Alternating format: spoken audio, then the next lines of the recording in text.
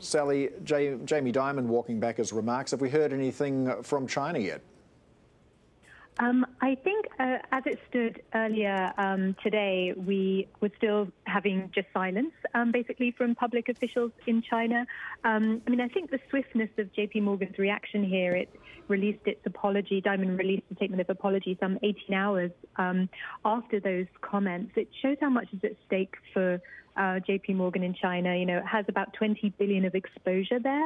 It just won approval to fully own a securities venture it has there. And Dimon has consistently touted it as, you know, a huge opportunity. And because China's leadership is poised for a lot of changes at the top next year, the bank doesn't want to have any bad feeling or blood toward its future ambitions. So I think it pretty swiftly came out to apologize with that kind of future expansion in mind.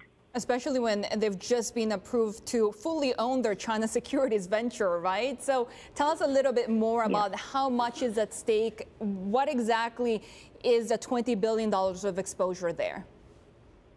Yeah, I mean, I think in terms of getting further licenses and seeking other regulatory approvals, that's where it really needs to make sure it toes the line and doesn't leave any comments out there that may be misconstrued or construed poorly without some kind of apology. I mean, this shows in general how companies have to walk the line very carefully in China, with a Communist Party extremely sensitive to statements that could be construed as critical of its policies or of its longevity.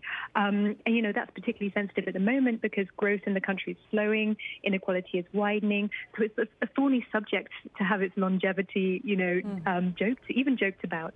And it's also a market with potential for huge profits, and so businesses want not to antagonize it. And we've seen in the past, you know, the NBA, the National Basketball Association, Coach, and Versace, all when they ran into similar situations in recent years, they had to make statements to appease the Chinese government. It just seems to be the way that these things have to be done. Also, put into context, Dimon does have the history of, you know, making provocative remarks.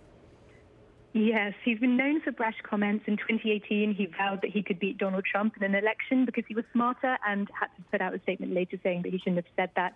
And, you know, he's riding high at the bank at the moment after a series of record profits and a fresh record high in its share price just reached in October. He's probably got something of a devil-may-care attitude in what he says. You know, he probably feels some license to go out there, and he's Jamie Dimon of the biggest U.S. bank. He can say what he likes. But this perhaps serves as a reminder that he is still the CEO of the biggest, most profitable U.S. bank. And when it comes to political affairs, particularly in China, he has to tread very carefully.